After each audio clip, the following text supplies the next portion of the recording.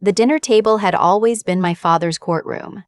He sat at the head of it like he'd built the house himself, which, technically, he had, back in 1987, when he and my mother moved to Columbus from Cincinnati with nothing but a truck and a savings account. He never let us forget that. Not once in 31 years. It was a Thursday night in October.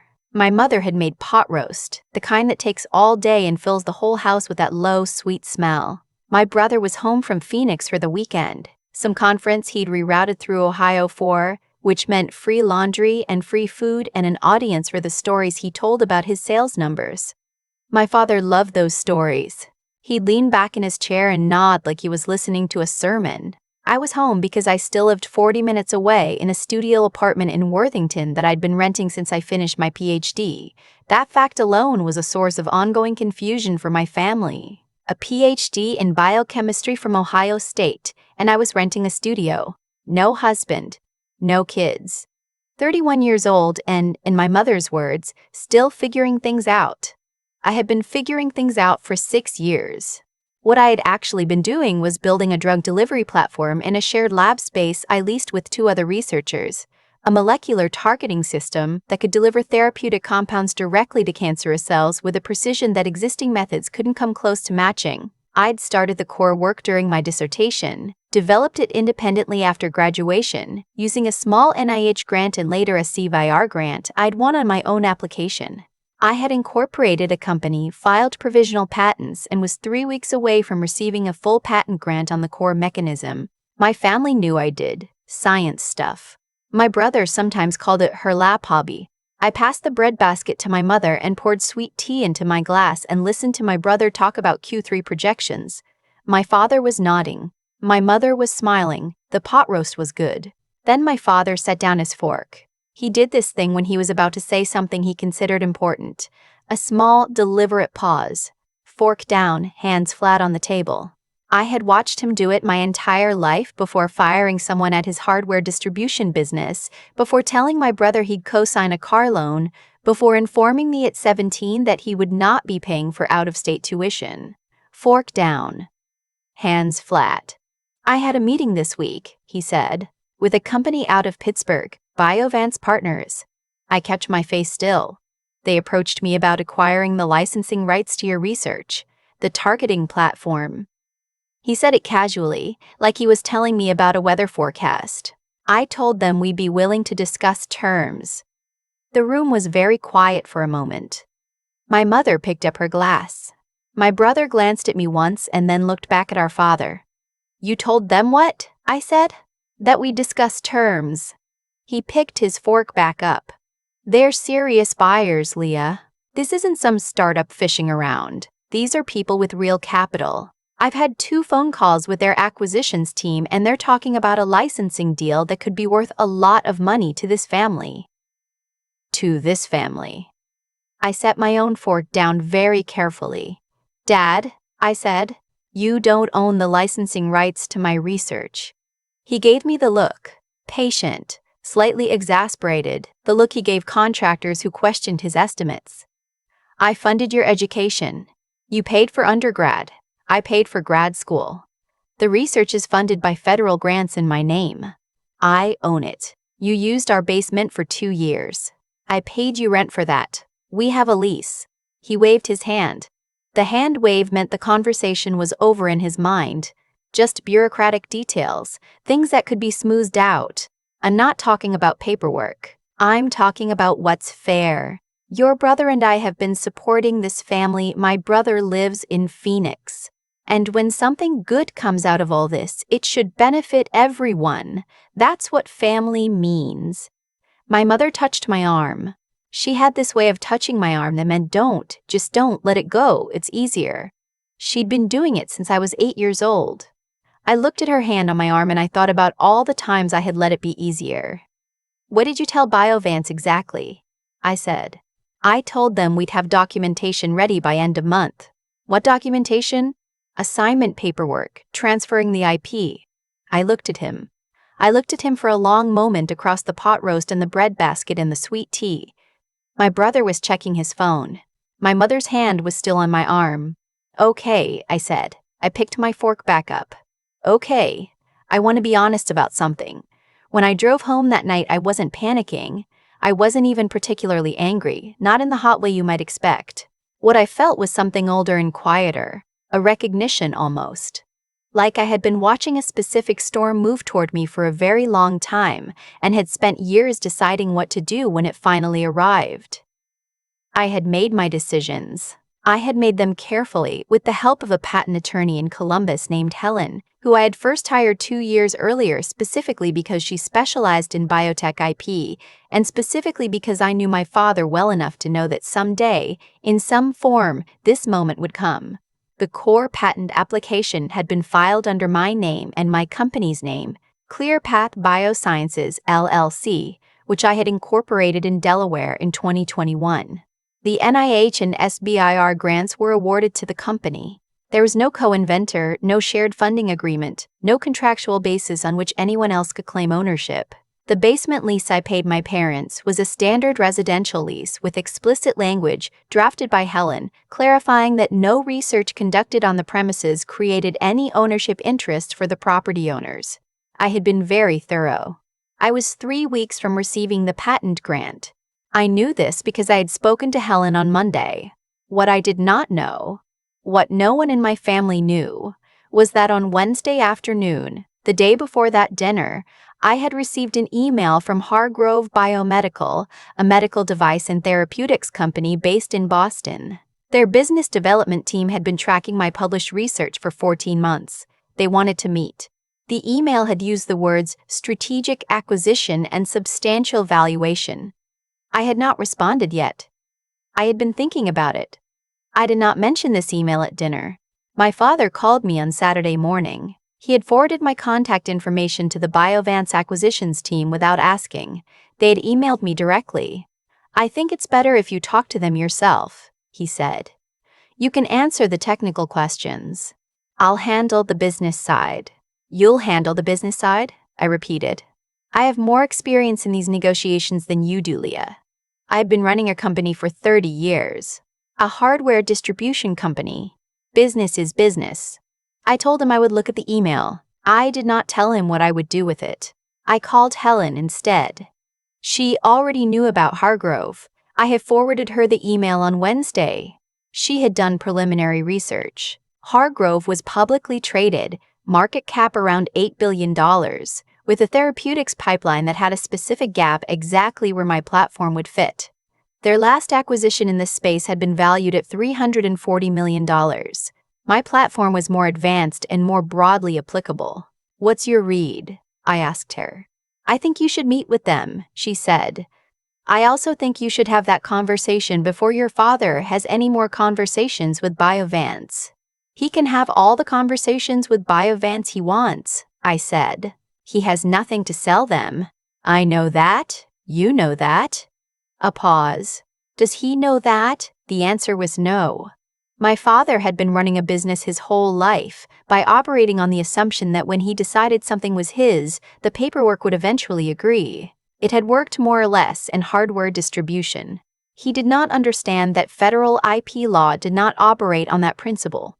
Let him find out the normal way, I said. Helen laughed, just a little. Okay, I'll set up the Hargrove call. The meeting with Hargrove was virtual, the following Tuesday. Their business development lead was a woman named Kristen, sharp and direct, and she spent the first 20 minutes asking me technical questions that made it clear she actually understood the science. That was unusual. I answered everything. By the end of the call, she had asked if I would be willing to come to Boston for an in-person meeting with their executive team. I said yes. I flew to Boston on a Thursday. I wore a blazer I had bought in 2019 for a conference presentation and spent the train ride from Logan to their offices reviewing Helen's notes. Their offices were in the Seaport District, glass and steel, a view of the harbor. I was 31 years old, and I had been living in a studio apartment and eating a lot of rice and beans for 5 years. And I sat in their conference room and presented my research to 6 people in good suits, and I felt, for the first time in a long time, like I was exactly where I was supposed to be. The conversation lasted 4 hours. At the end of it, their VP of Corporate Development, A calm man named Richard, who had said relatively little but listened to everything, leaned forward and said, "Dr. Harmon, I want to be direct with you. We are very interested in a full acquisition of ClearPath Biosciences.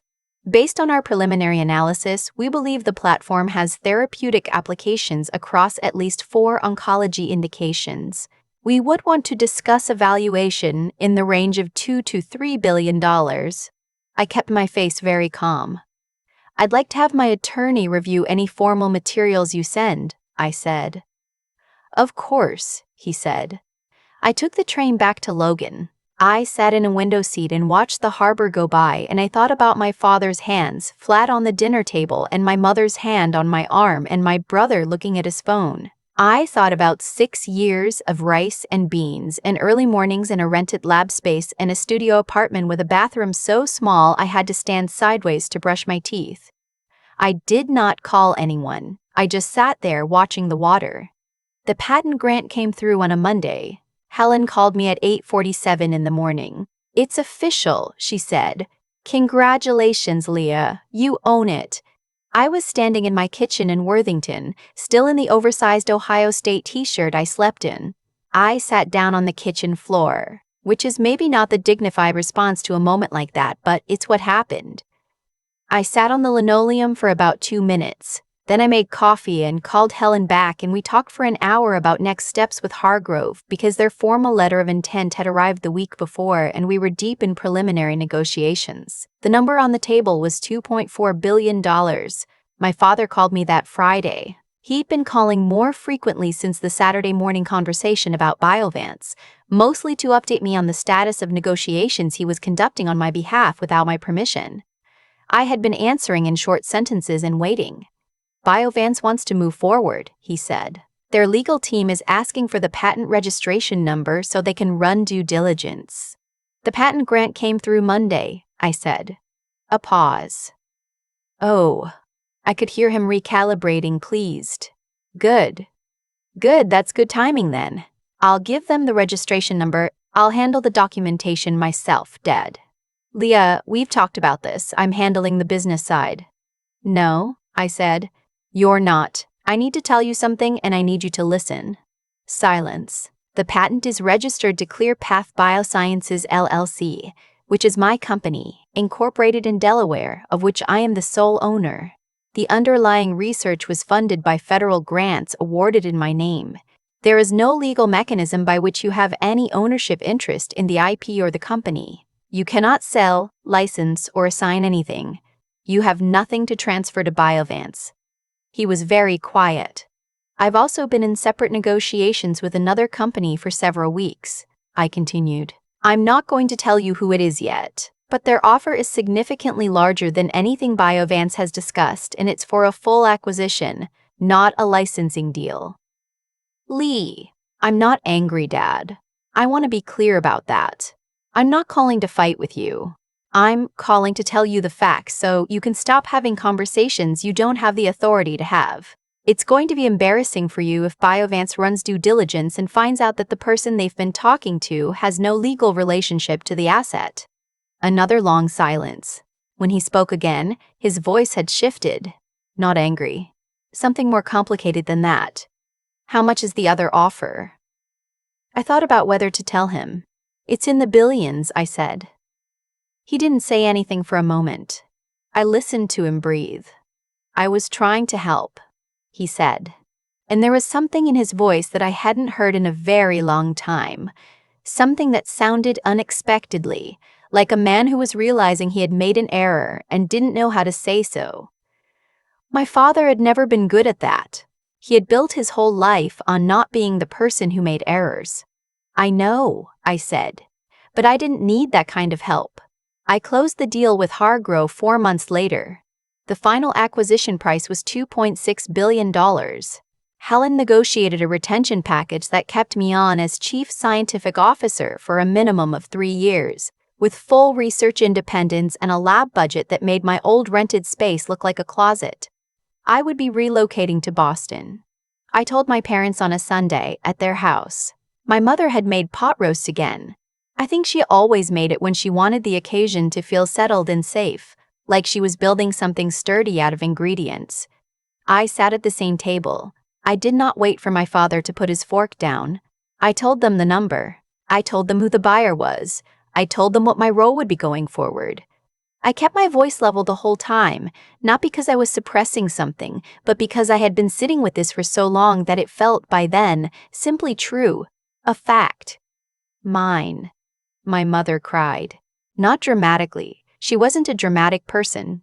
Just quietly touching the corner of her eye with her napkin. She reached across and put her hand on mine. And this time it meant something completely different than all the other times. It didn't mean don't. It meant I see you. My father didn't say much through most of it. He listened in the same way he had listened to my brother's Q3 projections, except that his face was doing something else entirely, working through something privately, some accounting only he could see. When I finished, he was quiet for a moment. I underestimated you, he said finally. Not, I'm sorry I tried to sell your work. Not, I was wrong. But from my father, I underestimated you was a significant sentence. I recognized it as the closest thing I was likely to get, and I decided, sitting at that table, that it was enough. Not because I owed him forgiveness on any particular schedule, but because I was leaving for Boston in 6 weeks, and I was going to be building something extraordinary, and I did not want to carry the weight of that dinner table with me when I went. Yeah, I said. You did. My mother laughed a little through her tears. My father picked up his fork. Outside, the Ohio sky was doing that thing it does in February. Gray and low and very still, like the whole world is waiting. I picked up my fork too. The pot roast was good. It had always been good. Some things you can be angry about and still appreciate.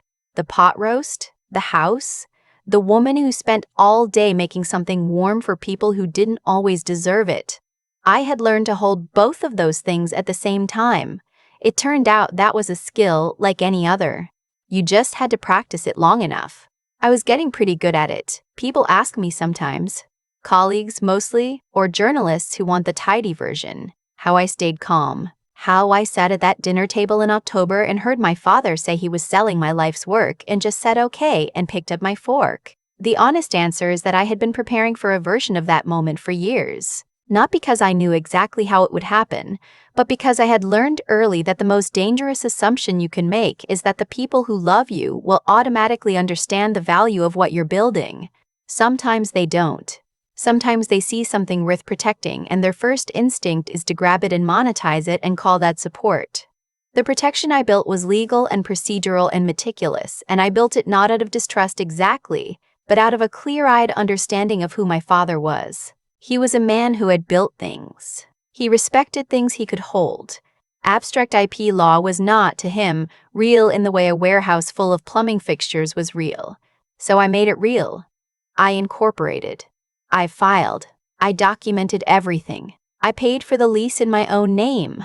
I did all of it quietly and without announcement, because some preparations are not performances.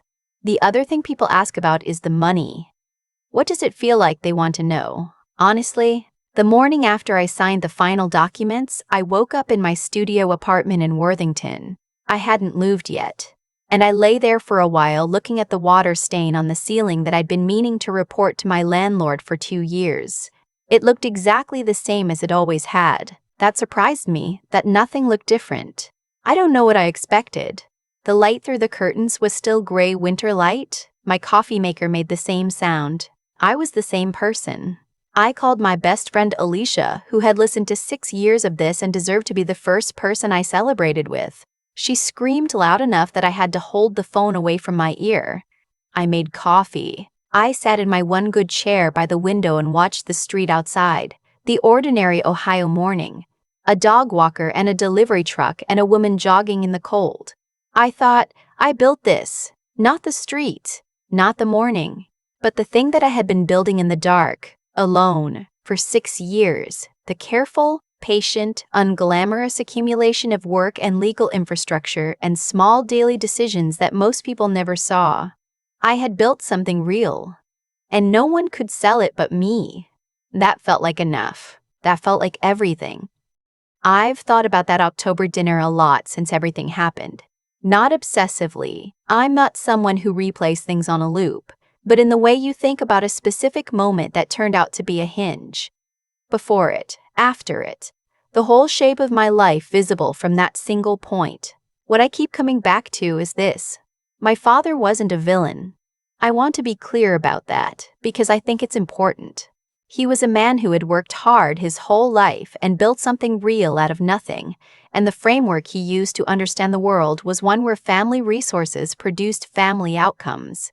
He funded my education, partially for 4 years, and in his accounting that created a claim. He wasn't being malicious. He was applying the only logic he knew to a situation that required completely different logic. That's not an excuse. It's just true. The thing about cause and effect, the real version, not any mystical interpretation, just the plain mechanical version, is that it runs in every direction. My father's dismissiveness over the years had a consequence he never anticipated. It made me very, very careful. Every time he waved his hand at my work like it was a hobby, I went back to my desk and filed something, documented something, protected something. His underestimation of me was functionally the thing that most ensured I would be protected when he finally acted on it. I didn't plan it that way. I wasn't strategic in some cold, long-game sense. I was just a person who understood that the world does not automatically protect what you build, and that if you want something to be yours, you have to make it legally, structurally, undeniably yours. Helen didn't just help me file patents. She helped me understand that intellectual property is only as real as the documentation behind it. That lesson cost me a few $1,000s in legal fees in 2021 and returned $2.6 billion in 2024. I'm not saying that to brag. I'm saying it because the math of preparation is something I wish someone had told me earlier. There's a version of the story where I didn't incorporate, where I didn't pay for the basement lease with a proper agreement, where I just worked, trusted that my work would speak for itself, and assumed my family would act in good faith because families are supposed to. That version of me loses everything at that dinner table, not because my father is a bad person, but because the law doesn't run on good intentions. It runs on documentation. I think about that a lot when people ask me for advice now. The unglamorous answer is always the same. Protect your work before you need to, not after someone threatens it. Before. Build the legal infrastructure when it feels overly cautious, when it feels like you're being paranoid, when the people around you are rolling their eyes. Build it anyway. The intelligence part, the research, the science, the actual work, that was never the thing I was afraid of. I knew what I was building was real. What I had to learn, slowly, over years of living in that studio and eating cheap and doing my own taxes and figuring out incorporation documents at midnight, was that being right about the value of your work is not enough. You have to be right and protected and patient. All three. At the same time. My mother's hand on mine at that last dinner meant something I'm still working out how to hold. She had spent 30 years managing my father, smoothing things over, keeping the peace. I used to resent that. I understand it differently now. She was working with the tools she had. So was he. So was I. The difference is, I also had Helen and a Delaware LLC and 6 years of very quiet, very deliberate work.